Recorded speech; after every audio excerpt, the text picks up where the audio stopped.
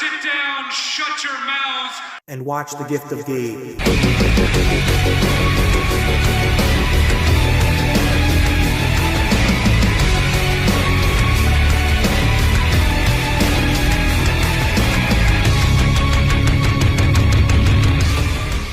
Yo, party peeps, what is up? It's your boy, the best gabber in the biz. The third to last Dynamite before All In from Wembley Stadium is officially in the books, and a lot of stuff went down on the show tonight, guys. So let's gab about it. First things first, we kick things off with a great match as expected between the protostar Kyle Fletcher, Aussie, versus our American hero and American champion Maxwell Jacob Friedman, MJF.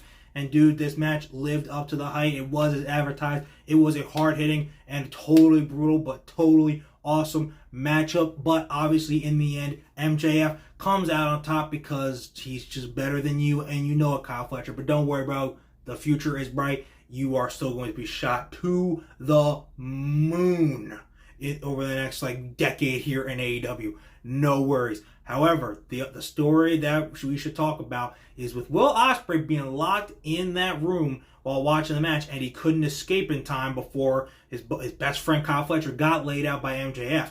Now, seemingly, it was obviously MJF, right? Yeah, MJF totally pulling some chicanery and freaking locked Ospreay in the room so he could beat down his best friend, just to send a message to All In, put the blood of his best friend on Will Ospreay's hands. However, it was Don Callis. Why? Because once Ospreay came out and he's trying to help Fletcher, he's Ospreay's getting yelled at by Callis where were you? Where were you? Where were you? And I definitely, this feels like some shit when he was freaking about to do Kenny Omega in last year. He's playing these little mind games and all this shit. And he's already let Ospreay go, but he didn't do that freaking willingly. Ospreay still does owe him a favor. I'll get to that in a little bit. But I guarantee you he was the one that locked Ospreay in that freaking room and is making it seem like, oh, Fletcher, he look at what he did. He freaking didn't even come out to help you in time. He already laid you out. He's always late for you. It's always Ospreay basically get in his ear and say how Ospreay is not good for him. Fletcher should turn on him. And then that's how they break those two officially up while also kicking Ospreay out of the Don Callis family officially, because he's not just going to let him walk away.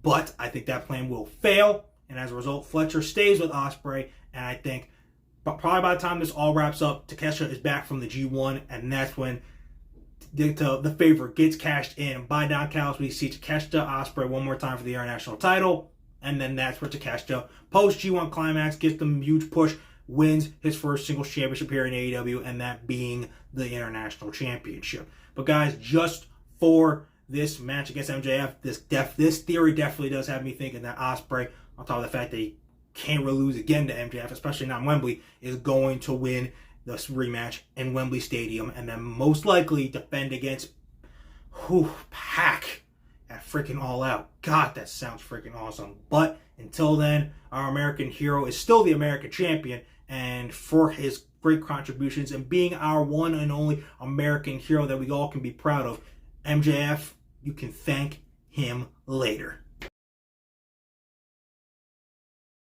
Ladies and gentlemen, we got some huge announcements, probably concerning All In. I say probably because it looks like Okada versus Claudio will be going down at All In based off a triple threat victory that Claudio got based off his win in that match on Collision, which I have no problem with. I know some people are going to be a little bit. One, it's going to be a great match. Two, we all wanted Kenny versus Okada. AEW and Tony Khan, they wanted to, but Kenny sounds like he's just going to freaking miss it. It's fine. Hey, if we can even get him just coming back at All In, that'd be great. Or hell, we're definitely going to get him sometime in September, him coming back. So it's fine. But the big announcement that they made was that the Casino Gauntlet will be returning at All In for a future world title shot. Now, I barely saw that many people, but one person was like, oh, why are we trying to crown a new challenger? We already have Darby challenging a Grand Slam. Exactly. It's a Grand Slam.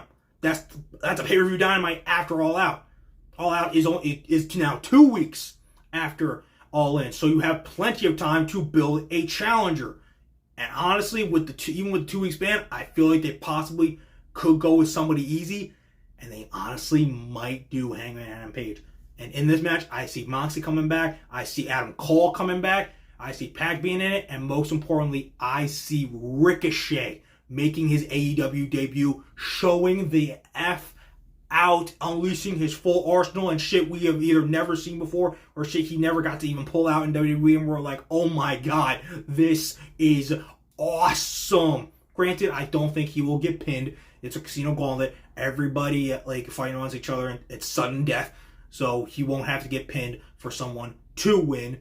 But I'm just super excited for another casino gauntlet. Every one of them has been super awesome since like the beginning of the first one that was post Dynasty, which this will be the first one that Ospreay won't be competing in and won't actually win.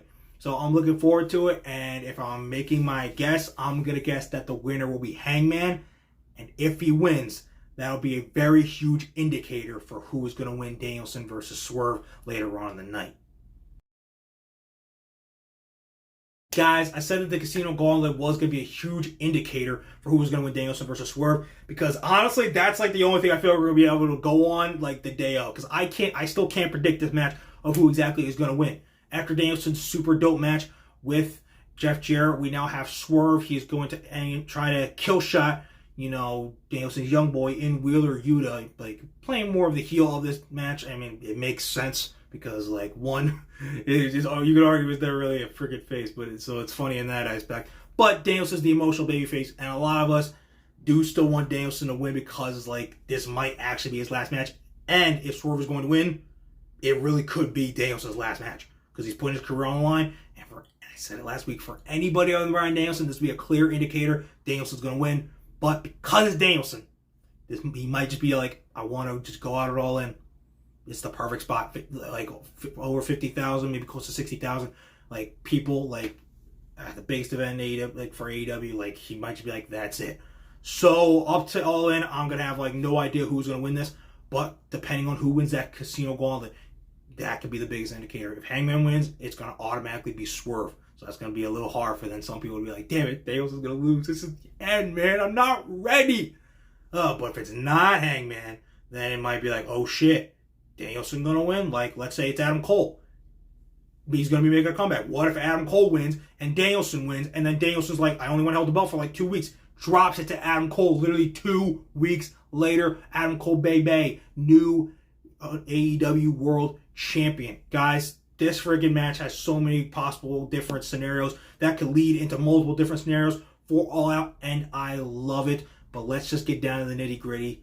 Danielson versus Swerve is going to be a masterclass. It is going to be a generational matchup that, like, it's going to be holding our heartstrings the entire time. It's going to be like, oh, is this it for Danielson? Is it it? Is it it? Is it it? We don't know. Dude, it's going to be freaking awesome.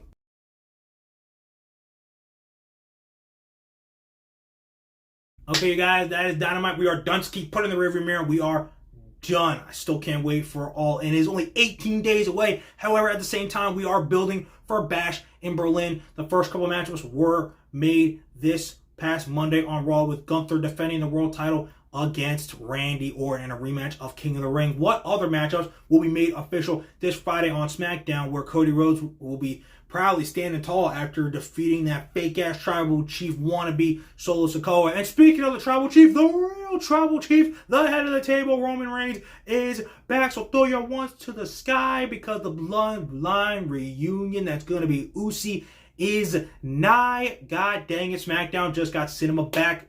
Damn it, it was a long couple months. Guys, seriously, you're not going to want to miss any of these shows going down. And you're certainly not going to want to miss what your boy, the best gabber in the biz, has to say afterwards. So keep on liking, and damn sure keep on subscribing. And most importantly, keep on remembering that when it comes to talking wrestling, who better to gab with than Gabe right here. Alright guys, hope you enjoyed Dynamite tonight. It was cool, but we got to move on to the first SmackDown, where LA Knight, is the United States champion. So, until then, deuces, spuses, and I'll see you guys after SmackDown this Friday, where Roman will finally say, "Acknowledge me!"